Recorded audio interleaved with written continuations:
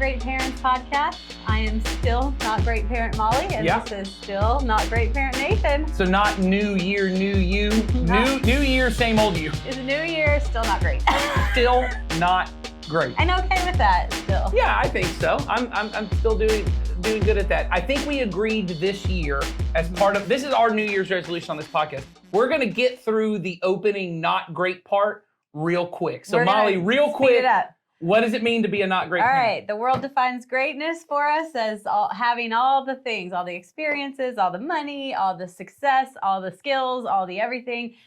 And we know that God defines a life for us in goodness. And so we as parents don't want to be great. We want to push our family and guide our family towards the goodness that God has to offer rather than the greatness that the world does. Too short? No, that was good. I think that's, well, if you ask me, Nathan, should we expound upon that? My answer is going to be yes, no matter what it is. But I think that was good. I think people get it. Yep, you guys got it. We don't want to be great. We're never going to sit here and say we actually are great. And if we are, then we need to listen to our own podcast a little bit more. Absolutely. And if you go, you can go on our YouTube page, or if you subscribe on our podcast, all of that stuff is on our feed. If there's anything we reference throughout going forward that you go, what are they talking about? You might be able to find it in a previous episode. Or you can just send us a note. We have a link in the that's right. We have a link in the show notes. You can just send us a note. Tell us you're out there. We do want to know who's listening. We want to hear from you guys. So send us that if you just have a question about what are you talking about when we're clearly referring to something from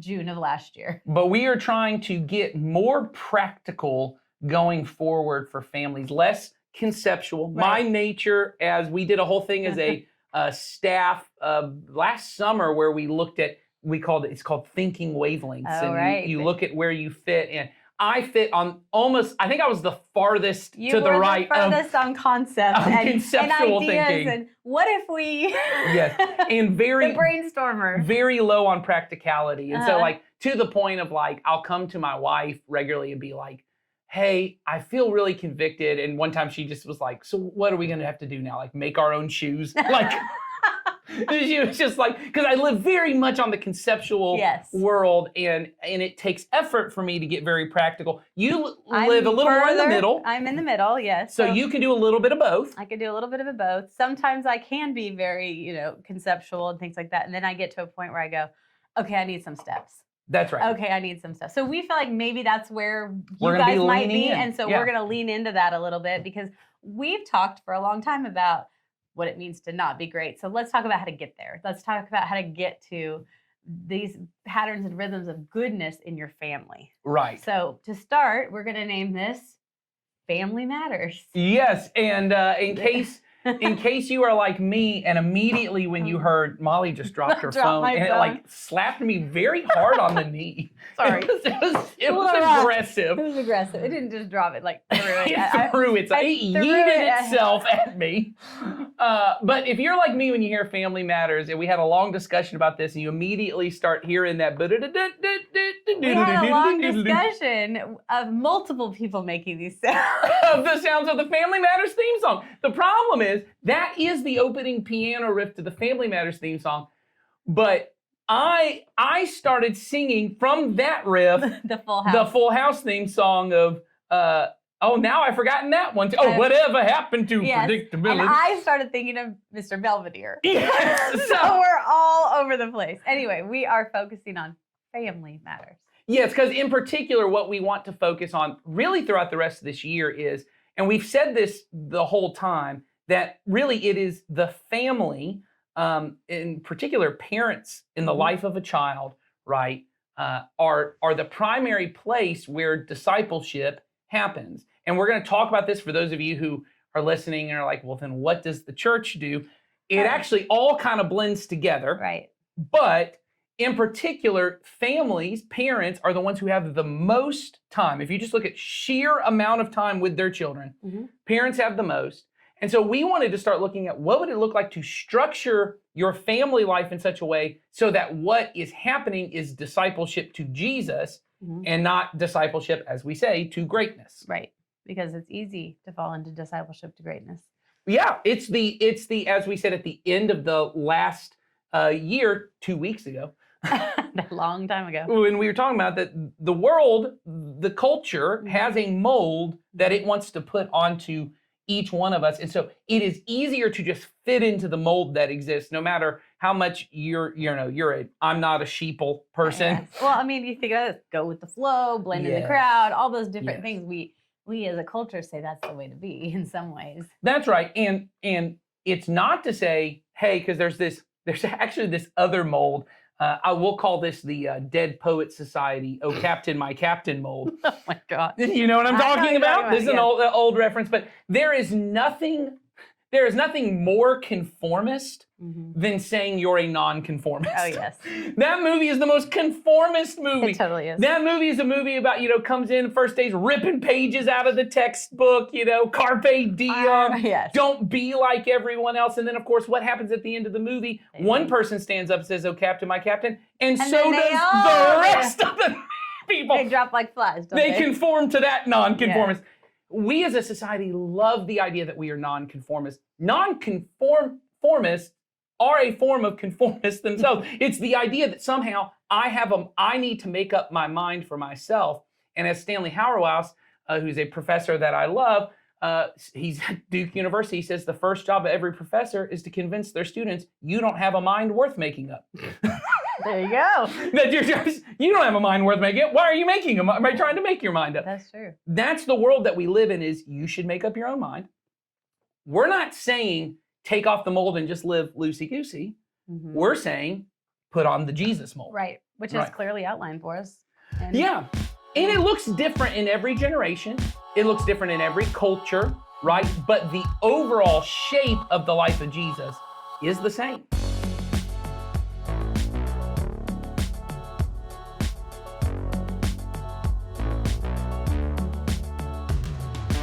I think we want to start with what is the mold that most people are living in? We call it greatness. But I think there's this idea of what most people think the point of the family is, right? The point of or the the family job is, of the parents. or the job of the parent is to help my kid Become all they can be. become all they can be, right? Find their thing. Find their thing. And we did talk about finding your thing a lot last year. And we said Mhm. ultimately we want our child's thing to be Jesus. Right. But that is what parents often believe is my job is to help my child discover who they are Mm-hmm. and what greatness they are going to be. Yeah, I think so. I'm gonna go real brief on this Go for it. to not get too conceptual. I'll throw my phone at you when I'm ready for you to move on. I think part of the reason this happens is because as we become more individualistic, Mhm. meaning what we mean by that is what most people think is I identify as me, Mhm. not as we. What I mean is there are cultures, and you've seen this, I identify myself as the people I belong to, right? Mhm. Even as far as people who have the last name Robinson, right? Yeah. Like your name is, I'm the son of Robin, Right. right? That you have I this last belong name. to this group of people. Right, and you see that, I heard you saying the other day you watched Game of Thrones, right? So if you've Mhm. seen Game of Thrones fantasy things, they're often, Nathan, son of so-and-so, first in the line of so-and-so. They have these Yes. long, that it's all tying me to a people, Right. right? That's still very much the way it is in Arab cultures now, Mhm. that there are places in Africa that are the same way. A lot of Latin American, South American Still are. cultures Mhm. are kind of in this almost like bleeding edge point where they're kind of in between. America is a hyper individualistic culture where we're like, I don't want anything that weighs me down, Mhm. right? Even marriage, what do we call our spouse? Ball and chain, right? You know what I mean? Yes, it's you true. weigh me down. You're not letting me spread my wings and Right. fly, right? Right. Part of the reason that we focus so much on our giftings and our Right. talents, part of it is there's a capitalistic side, which is I got to make money. I got to make money. Yep. I got to have a skill. In order to make that money, I got to have a skill. I got to be successful. I got to have all these talents. I got to stand out That's right. so that people will be drawn to me for my successes. Absolutely. The other part of it, I think, is there's an identity side of it. This makes me me. This Mhm. gives my life meaning and purpose, right? And so we live in a world, because we're so individualistic, we live in a world that primarily the majority of people we interact with are strangers to us. Oh, far. Which is a majority. kind of, it's not bizarre to me. It's bizarre when I started, I think producer Charlie just kicked the table. Or he But- fell asleep, maybe. and maybe he was like, this is getting too conceptual. That's your sign. That's Charlie's throwing things at Keep me, it too going. conceptual. So, but I think there was a period of time, certainly in small town culture, where you would go to the grocery store and you knew 5, 6, 7 people, Mhm. and that was the way it was. So when I met someone new, you know, and I started talking to them, I could say, "Oh, I'm so and so's kid," right? Or I Yeah. used to work There's for an Mr. So and identity so. there. There's identity within those people. But now what happens is, let's bring it more practical. I'm at Christmas in Coweta and I'm walking with people I don't know. They're strangers to me. And they're picking up Distributing gifts for people in the community. for their kids. Mhm. And so what do? I say, "What are your kids into?" Right? Because I just don't know what else to talk to you about. I've never met you. I don't know anything about you. I know your name and you're standing here. Do they and play I know sports? I know you're here to get gifts for children. And Right. so let's have a conversation. But what do you talk about? So now I have to talk about what's your thing. Now here's what's really embarrassing. Then they say to me, "Well, what are your kids into?" And Did then you say Jesus? no, Come on. no, my kids are into Jesus. Right? Good luck with football. Yeah. Kids are Jesus. How's football gonna get Well, it's you into not- heaven? I mean, it's not exactly the biggest draw. Right, but I think this is where people feel is it's almost like I want my kid to have an identity. You know, my girls regularly say to me, "What's my gift? What's Oh, my yes. talent? What's my What am I good skill?" at? Right? Because they watch these shows and every kid has some hidden secret, either superpower Right. or some gift. They're a singer and no Right. one ever knew they were a singer. And when you talk about kids often in a family, you'll say, "Oh, she's the one into music," or "He's the one into Yes. sports." Yes. I do that with my own 2 children. I've got one that's really into sports, and I've got one that's really into everything, but not sports. That's right. Everything but sports, right? Yeah. Yeah, I was that kid. I was like, Although he has been playing basketball, and I'm gonna make you come watch one of his games because it is so cute. that sounds He is cute. literally, he's got his little area. He's got to block, Yes. stay in and defend. And he's standing there and he waves his arms around in the air and he's smiling at the people that are right in front of him the whole time. The whole time. Molly, he's never going to be a successful basketball I player don't if he keeps care. smiling. It's so great. And I'm over there. I'll tell you, there's another reason he's not going to be a Oh, successful there's a basketball lot of player. reasons, but he's just so happy. Not a over very there. tall guy. Not a tall guy. And then when he does get the ball, like I think they have him in the point guard position sometimes. Yeah. He's standing there dribbling the ball, and I literally mean he is standing there He dribbling can't the move ball. and He's dribble. smiling, and the coach is sitting there being like, "Come this way, come Right. on." The whole time he's just smiling away, and someone comes over and rips the ball out of his hands, and then he Yes. goes back to his defending and smiling again. Anyway, you'll have to come watch it because The it's definitely benefit, good. so I think that's good. So once again, let's get really practical. The way that goes for most people is if you have a kid and they're very talented or they Mhm. show a little bit of promise, Mhm. right?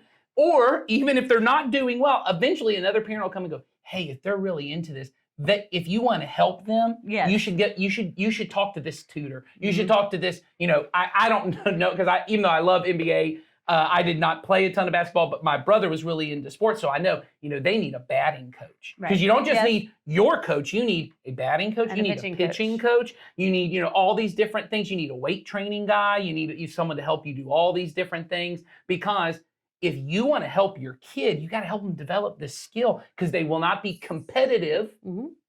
And we're almost even using, and I know competitive also exists in sports, so I'm not saying that, but that language of you want them to be competitive in this market, Oh, yeah. that is corporate capitalistic language of Mhm. if you want to be able to monetize what they are doing, You have to be competitive. they have to have a leg up on someone else. They have Mhm. to be ahead. They have to get ahead. And so there's a lot of this language we use, and we think the job of the family is I got to maximize my kids' potential. Mhm. Because what would be the worst possible thing is if I had a kid who had tons of potential. Yeah. And And then they- I squashed it as a parent. Yes, because of my laziness or because I went to do something else. Right. I was neglectful of them. I thought I invested in something else for them. What if my kid was supposed to be the next, LeBron James? What if, hey, look at that. There you yeah. go. What if Whoa. Jasper is the next He LeBron might be. James? He might be. He's gonna have to grow. There you go. But anyway, so I Yes, haven't. but I had mean, all the things. What if that is the case? But we as parents feel like if we don't, or the world tells us, so to speak, that if we don't develop them, we're going to have an missed opportunity, wasted Mm. opportunity with our child, which is like really kind of not what you want to hear as a parent. Well, no, it turns your child, and we don't see it this way, but we've turned our child into products that we produce. Mm-hmm. Something we produce into the world that, look at what I did, and when they go and accept the Academy Award, or they, they go and do this, they're going to say, Their participation trophy. participation, their Academy Award for participation. Exactly. He showed up on set every day. Because his mom made him go. His mom made him be there. But when you accept the award, right? When they write the biography of this great person at the end of their life, or not even that, when they get older, and I look back on it, I'll say, oh, my kid did all these wonders, right? Oh, look at all the things that they were able to accomplish during their time. And what we are wanting to propose is maybe the reason God puts us into families is not for individual, personal development. Mm-mm. But maybe the reason we exist within families is because the family points to something other than itself. Mm-hmm. That the family is almost a tool, a shaping tool to prepare me for something different. Right. That it's a model, Mm. or it can be for me, Yeah. or for our children. I mean, the husband and wife are Yes. bride, and they are they are turned towards Yes. Jesus, and then they are entrusted with children, and Mhm. that expands, Mm-hmm. and then that again, God wants us to point toward Him and move Mhm. towards that goodness, and then beyond that, it's our church body and our community, and again, same thing. So it's another, I won't call it a step, but it is being in a family is to prepare us for the next thing.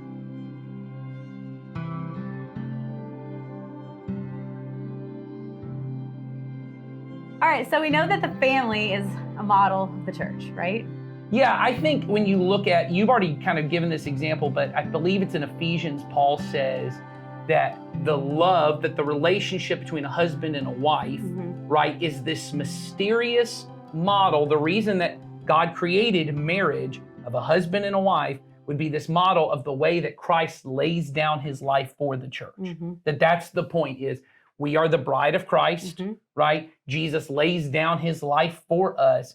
We are brought together into this union of committed love for one another, right? Mutual submission. We're trying to work things out together.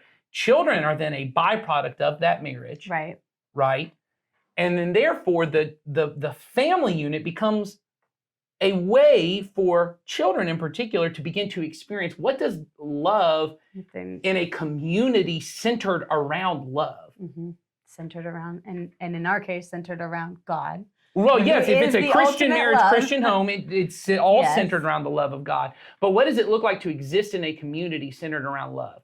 Because there are no other communities in our world outside of family and church that are solely centered around love. You go into work and say, hey, I've had a really bad week, so I did none of the work I was supposed to do, but I just talked to my coworkers and we all felt good. My work family. You're not a work family, because if you don't produce nothing, you're gone, man. I mean, even we work together, and I wouldn't say we're a work family. I would say we're a family for different reasons, right? Yes, I think the interesting thing is, yes, I would say what's interesting about our situation being in that we work at a church is we exist simultaneously as co-workers. So there's a line, right, that is, hey, this is the line that I need you to get this stuff done. Yes, we have that over here. This needs to get done, right? But then there's also times where we take a break from that relationship and say, hey, I just want to check in on you personally. I just want to know, and not in the way, I was in business management, you lived in the corporate world for a long time. The reason that you're, as a manager, are supposed to check on your employees is not because you care about them. Because you don't want their productivity to slow down. Yes, the number one reason they tell you, hey, it's important, all the stuff of like servant leadership that was really big in the 90s, right? And I learned it in college a lot, and I'd go, man, this sounds a lot like, they would take Christian language and they would tell you the reason you serve your employees is to increase their productivity. None of it was because there's someone made in the image of God deserving to be loved and Jesus served you and did all these things.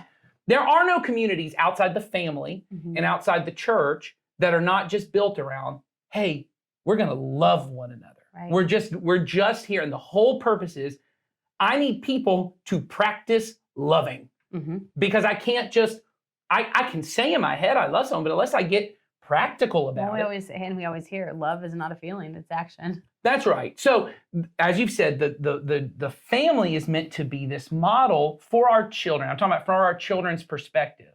They're supposed to experience what unconditional love and Mhm. acceptance looks like within the church. I mean, within the family, Right. so that one day That becomes they will seek that in a larger family, which is the church. family of the church. Yes. And we've talked a lot in previous episodes, so you can go listen to them, about why it is that the church is the primary family for believers. Right. But we wanted to talk about in this how ultimately the way we go about doing that is through the time we spend together. Yeah. Right? I mean, time is huge, right? Yes. So you can't have relationships with people without time. That's with right. them. I mean, you just can't. Maybe you have some connection or whatever, but we say Isn't that the phrase that people always say is Connect- love is spelled T-I-M-E? Oh, I've never heard. You've that. never heard that? I can't remember. That's some I feel like- that's some like feel good psychology thing, but I've it's heard that true. before. No, it's actually good. Is love is spelled T-I-M-E. That Yeah. I should- choose to spend my time because in this world we believe our time is so valuable. Well, our time is money. Right. Time is money. Time is Time everything. spent, time wasted. We Yes. use financial terms because Yes. we love We money. love it. And I know we don't have the love of money because that's evil, but we love money. Yes. you can And be so made- we call everything money. Yes, exactly. That's You're why so money. my kid says that. So No, really? You're so money. That's That shot's so money. That's money. That's money I'm right like, there. Whatever. We love it, but we don't love it. But that's too great. But the idea of time being a huge resource, right? That's right. An incredible resource that we have. What do we do with that time? And how do you have relationships with people when you don't spend time with them? And the truth is, you don't. Mhm. If you don't spend time talking to Jesus or living in his word or things like that, you won't have a relationship with him. It Mhm. is not any different Mhm. with your family. So here we go again with here it's between God and I, and now I've got this family I need to be spending time with each Yeah. other. And then we're going to, trickle that out to church community. But time is essential.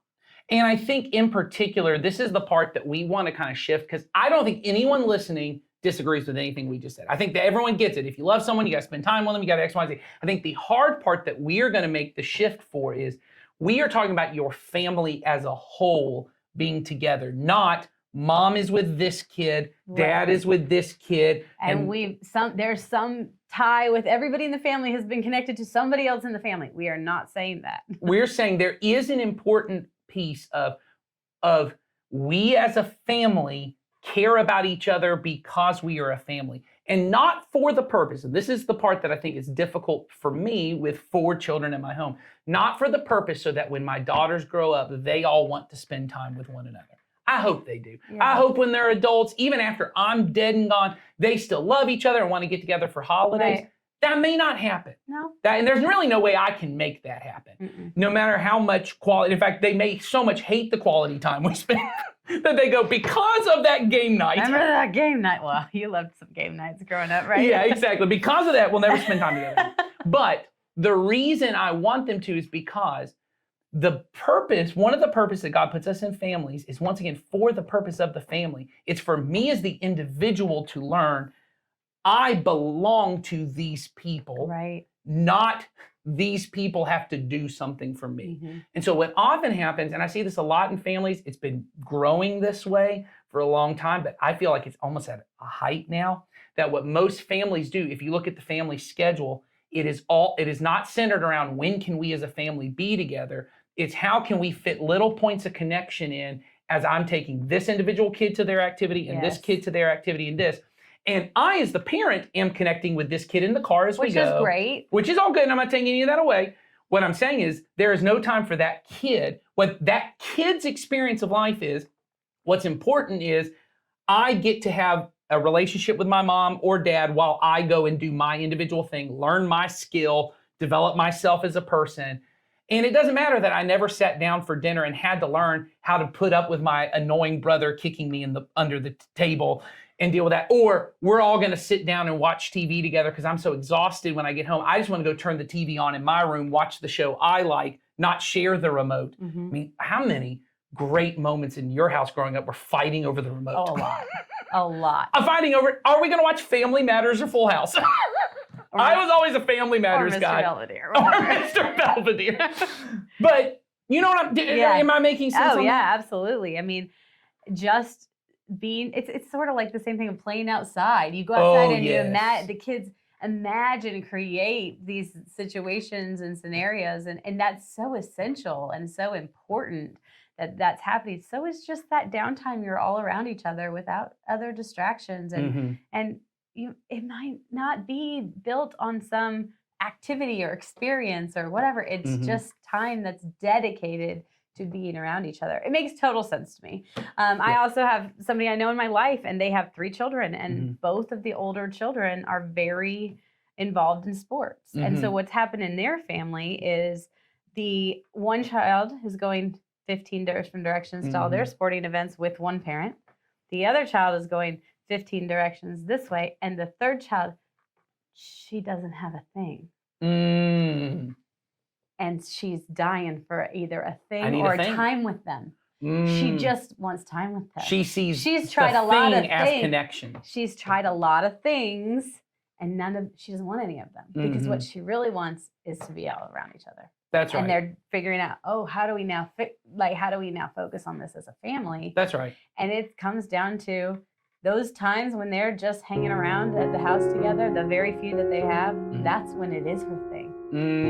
That's what she wants. She just wants, and it doesn't become about her. It's about the family, and that's what's fulfilling to her.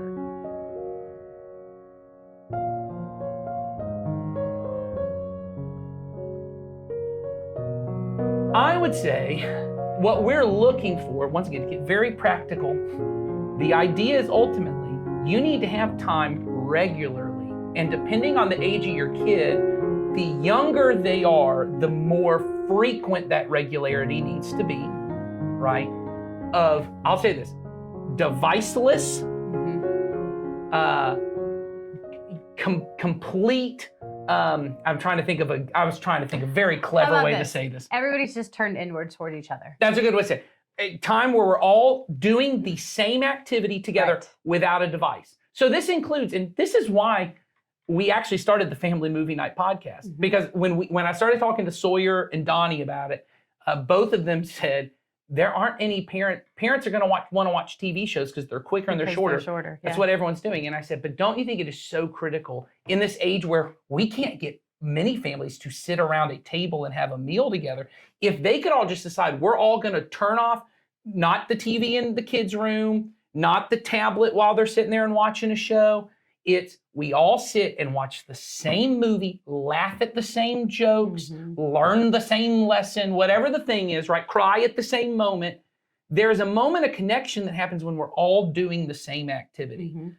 So I would say family movie nights, family game nights, a meal around the table. My husband always talks so fondly about when he was growing up. Friday nights, the TV was different, right?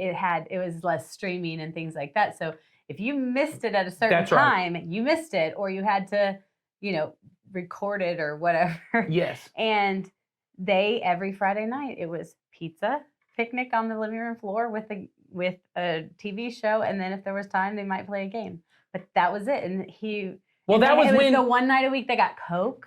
Oh, and it was a big thing. And so sometimes Ben would be like on Fridays, should we have pizza and movie night? Because he's so nostalgic for it. Yes, exactly. Well, and the name of the series, Family Matters, I believe Family Matters was, if not, it was a precursor to ABC's TGIF, right? Yes. The TGIF with like Boy Meets World and Full House and Step by Step and all those great family TV shows where you would sit around together. And my wife and I were actually talking about that because one of our family togetherness is we always end the night together. Our kids do get tablet time, so we're not anti-tablet time people. But the end of our night every night is we all sit down and watch the same TV show together, right? And so we're always looking. Blackish was this show for us a while because it was a show about a family that loved being together. And we were talking, there aren't a lot of sitcoms anymore that are just about families being together. And we were talking, is that the breakdown of the family? Is that the changing family? It's none of those. I'll tell you why it is. It's because shows like Boy Meets World, Mhm. shows like Family Matters, they had to have a character from every demographic. That's why you always had to have like a young cute kid, Mhm. right? A teenage kid that was kind of cool, a Mhm. kid that was in like middle school, An old grandparent or an somebody old that was grandparent. Because the idea was we got to have something for everybody. Mhm. Well, now what has happened with TV shows is TV shows are incredibly niche, right? This show, we are trying to reach single dudes in their 20s with this TV show, right? Mhm. And because they know no one's just sitting around as a family watching No, TV anymore. people don't just sit down around and flip channels either. No, it's my kid watches Yo Gabba Gabba on a tablet while another person watches their show on the TV, and the husband's watching YouTube on their phone or Mhm. on the computer or whatever. So to say, hey, what really matters is not the individual, Mhm. but just we're going to be together as a family. I think this is critical. I think so too. And the only way it happens is if you intentionally make it happen. It can't be just this fly-by thing like, oh, hey, we all happen to be home tonight. Oh, Yes. okay. It has to be something that you put in place and more often than not, look forward to it. Yes. And, it might take a little bit to get it going. Mhm. It might just be a matter of saying, let's just start doing this. And if you're the parent that schedules stuff, make sure to make that's a scheduled item for you. So that way it happens. Because otherwise, if you don't plan for it, Yes. as busy as everybody is, it's probably not going to happen. So it could look like a certain meal every week. It could look like a certain meal every day. It could look like this TV time. It could look like game time. It could look like we all are reading the same book. I mean, I don't know. It could be anything. And It's this is all where you things- could get into what's your kid's thing, right? It could be a family. It could be family playing basketball outside. Here's together. one thing I'd say it could be. It could be that we as a family are all going to go to ball practice. If you have one kid I remember getting dragged to my older brother's ball practice or whatever, and oh my I'm Lord, sure. it bothered me. I was like, this is the worst. Why? And I was old enough that I could have stayed home, but it was like, why am I going? But afterwards, we'd all go to dinner together, or we'd all do something, or we'd all be in the car together, and we didn't have devices, so we all had to sit and fight over what radio station we were going to listen to. That's the best part. Yes, but all of that is an important part, and I get it as a parent because you're so busy, because you're so you've got a lot of things you want to get done, and you're tired at the end of the day. I get. My wife and I say all the time. I get why every car I drive by, there are kids sitting on tablets in the car because I have 4 kids. And they are louder than me. Somehow they are, I don't know how that happened. They're all louder than me. And they're in the car and it's loud and they're being crass and they're making dumb jokes. Yes. Or they're fighting about stupid things. And I go, if I could just give them a tablet, they just stop. Or if I could just turn a movie on in the back and just let them talk. And I'm not saying we don't ever do those things. When we go on road trips, that movie There's is a time essential. and a place. Yes. But when we're just riding from one place to another, allowing that to happen, the stupid fights they have, that is a different kind of skill development. Right. And it's all these things are points of connection. And so you want these things to happen. You want that you want the points of connection to happen. It's really essential that the points of connection happen collectively at times too. Because Yes. without that, then everybody's fragmented and going different directions. And so when you talk about becoming part of the community of Jesus and the community of the church, you don't want it fragmented. So don't model it in a fragmented way. Yes. And I think in particular, what your kids will learn and what we're hoping will happen, and we're going to talk next week more about how then it goes to the next level, is you want them to learn those skills of what is it to do life with other people and people I didn't necessarily choose. Because at some point your kids are going to learn, I would not be friends with my brother or my sister if we were not related to one another. They get on my nerves. They've hurt me. The meanest things people have ever said to me came from one of my siblings. You know what I mean? Like from my siblings, the things they said to me. But at the same time, I have them too. My wife always says she grew up with just a brother and he was 4 years older. They didn't spend a lot of time together. They just kind of went off and did their own thing. My kids are together all the time. And she's like, it is so weird to me that they will say the nastiest things to one another and 2 minutes later go, you want to go braid each other's hair? She's like, how? I said, because they're sisters. They're sisters. They realize I can't exist in this relationship if the whole point of it is I get exactly what I want. And that's what we're trying to model for our kids. And so that's why I always say, not having TVs in their rooms or saying, hey, you can have a TV in your room, but there are going to be times we're all together as a family and you're just forced to watch whatever the little sister wants to watch. And you're going to hate it and you're going to want to complain about it and you're going to want to do this, but we're a family and they're a part of it, so they get to choose. And sometimes dad gets to control the remote, and so you're just going to have to watch whatever boring thing I want to watch or find something else, but we're going to be together. And once again, the goal is not so that when they're adults, they want to come and be with me. That's a part of it. They want to have game night again. That's right. And hopefully that is my hope. I hope that happens. The goal is I want them to learn your life is not about you. Right. And ultimately, when they get into a church family, I want them to know when they're in a small group with someone and someone says something mean and nasty that offends them, they don't go, you know what, I can do this Jesus thing on my own. Right. What they think is, well, it's impossible to do this Jesus thing on my own, and I've already invested a lot of time in these people, so I better figure it out. Yes.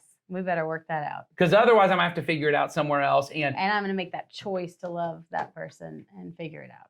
And that it begins by being modeled in the home. So find some time this week. Yep, or that's over your the coming homework. weeks. We're back to homework. That's right. But it's good. I mean, just start putting that into it's the beginning of New Year. This can be your new family thing. Yeah, we're going to have family meal. We're going to have a bunch of this stuff. We're going to say, this year we're going to give you a bunch of different ideas of how to do things. And this is the first one. So family meal, family game time. And like we said, if you've got teenagers, it may not be every single day that this is possible, but find a interval where it works. Say every Saturday we get together for lunch. And every Sunday after church we have a meal. Long periods of time. No. It could just be small, short periods of time. Yes. I tell people breakfast is actually a really good time. That's good. It's almost the only time of day you guys are getting out of the house at the same time. That's great. And I think anything that you find that you say, you don't get to do something else during this time. If you have a ball game during this time, sorry, this is when we're doing it. Or we're going to all reschedule it and you can't go hang out with your friends because you're going to do this instead. Like we say, it's not about your individual development. And you can show up and be miserable and pouty as all get out because I don't care. You being here pouty is better than you being somewhere else happy. Exactly. I want you to be miserable. You being miserable, being with me is better than you deciding because I want to be happy and be my authentic self. And that goes for us parents too. Yes. Because there's lots of times where every game night I go, I would really love to go do something else right now. Why are we doing this? Yes. Why are we doing this? Why are we here? Why are we doing this? But I sit down and by the end of it, even if I don't go, that was worth it, I do get to the end of it and I go, something did happen. Yes, something's always going to happen. Something happened. And that's important. So, yes. Well, good luck with that. We know, I mean, it's really important and we know everybody can figure out some way to do that. And it's just a great foundational thing to put in your family. So we will be back next week with more Family Matters. Yes. Yes. So we will have a different version of this same topic, but we want to hear from you. I know I mentioned it at the beginning, but there is a link in the show notes, and so feel free to send us questions, thoughts. We will even take death threats. Oh, I was saying we're just like hello. Oh, okay, sorry. But Nathan would like some death threats. You said we would even take, and I said I'll take. Just a hi. I just want to hear from you. As long as you show up to the family meal, you can even bring a death threat. Yeah. Just let us know how it's going. Yes. If you need some ideas, whatever, we would be happy to provide some more. So have a not great parenting journey this week, and hope you guys have a great day, and thanks for being with us. Take care.